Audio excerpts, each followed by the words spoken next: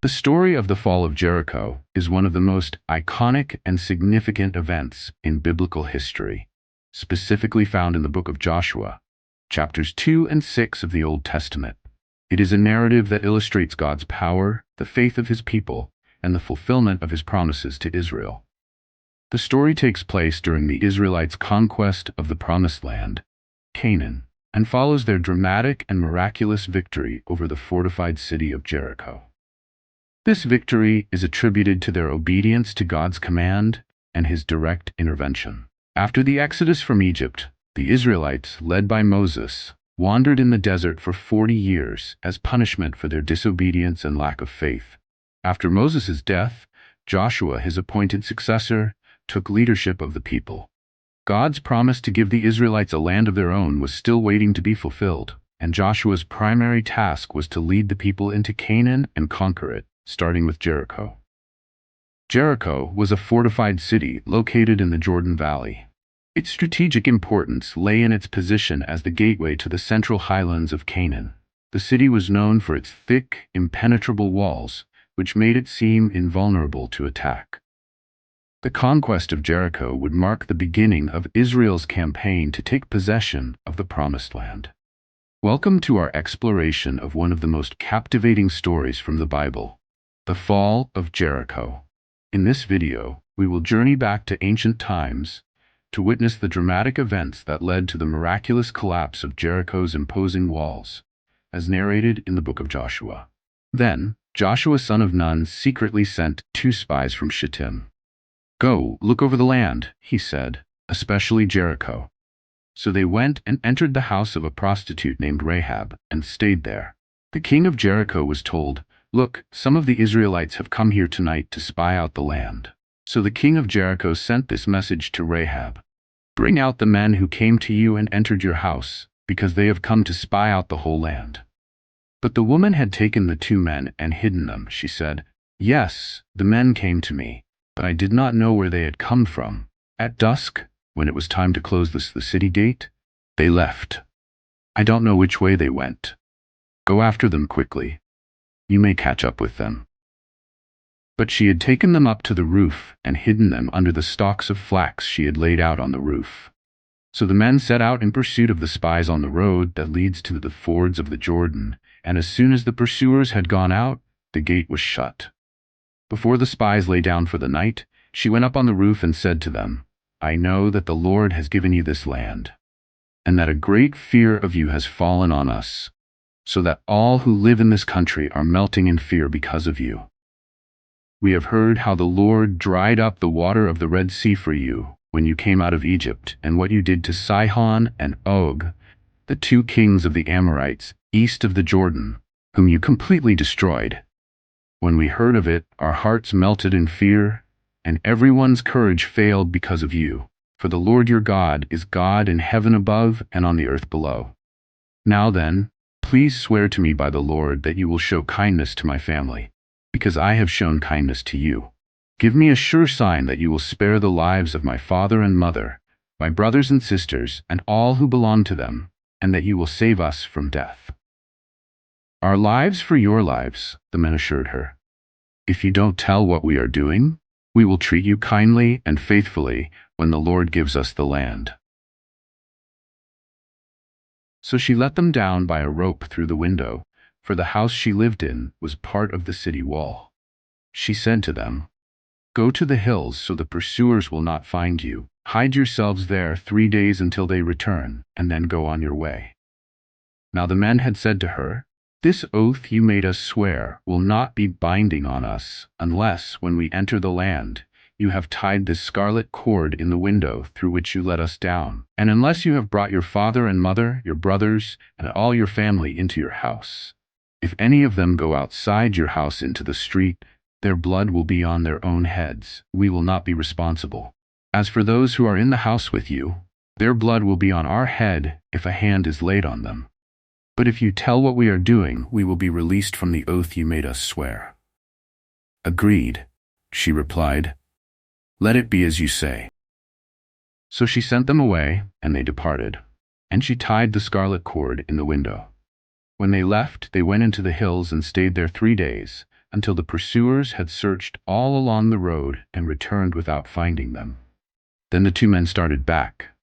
They went down out of the hills, forded the river, and came to Joshua son of Nun, and told him everything that had happened to them.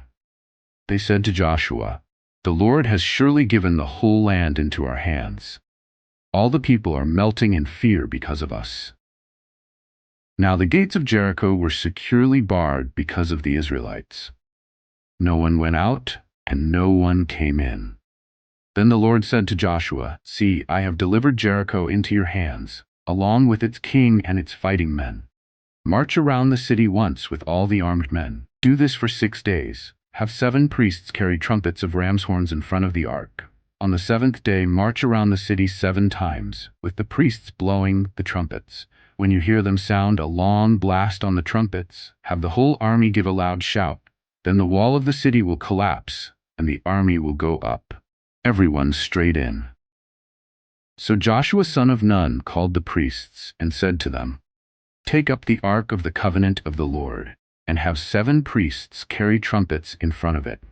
And he ordered the army, "Advance, march around the city, with an armed guard going ahead of the ark of the Lord." When Joshua had spoken to the people, the 7 priests carrying the 7 trumpets before the Lord went forward, blowing their trumpets, and the ark of the Lord's covenant followed them. The armed guard marched ahead of the priests, who blew the trumpets, and the rear guard followed the ark. All this time the trumpets were sounding, but Joshua had commanded the army, "Do not give a war cry, do not raise your voices, do not say a word until the day I tell you to shout, then shout." So he had the ark of the Lord carried around the city, circling it once. Then the army returned to camp and spent the night there.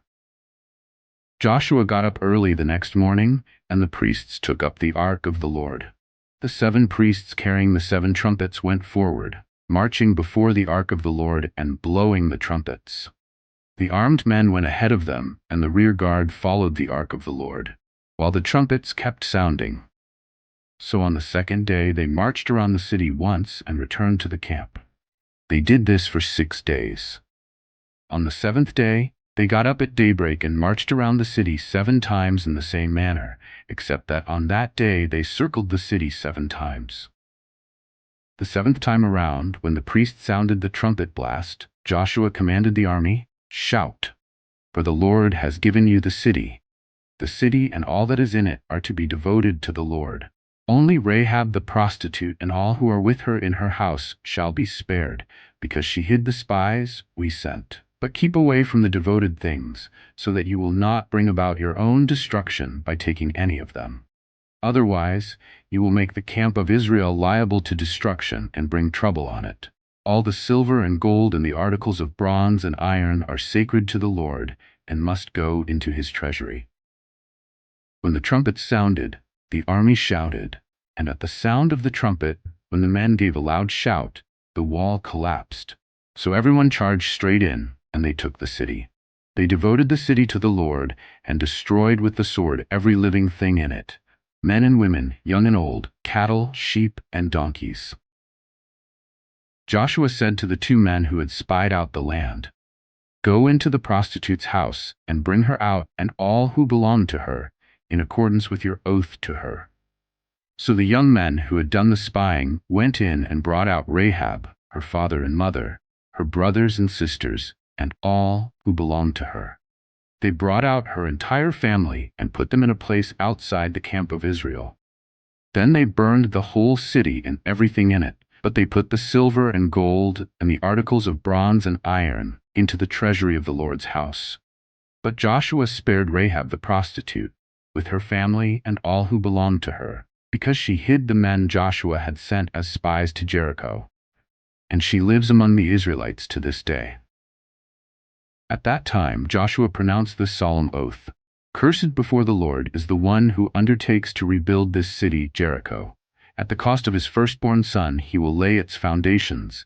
At the cost of his youngest he will set up its gates." So the Lord was with Joshua, and his fame spread throughout the land. The Israelites burned the city of Jericho, and everything in it was destroyed. However, the silver, gold, and vessels of bronze and iron were taken into the treasury of the Lord's house. Joshua then pronounced a solemn curse on anyone who would attempt to rebuild the city. Cursed before the Lord is the man who undertakes to rebuild this city, Jericho. At the cost of his firstborn son will he lay its foundations. At the cost of his youngest will he set up its gates. Jericho was left in ruins, and the curse ensured that any future rebuilding would come at a great personal cost to those who tried. The Lord was with Joshua, and his fame spread throughout the land as the Israelites moved forward, knowing that God had given them victory over their enemies.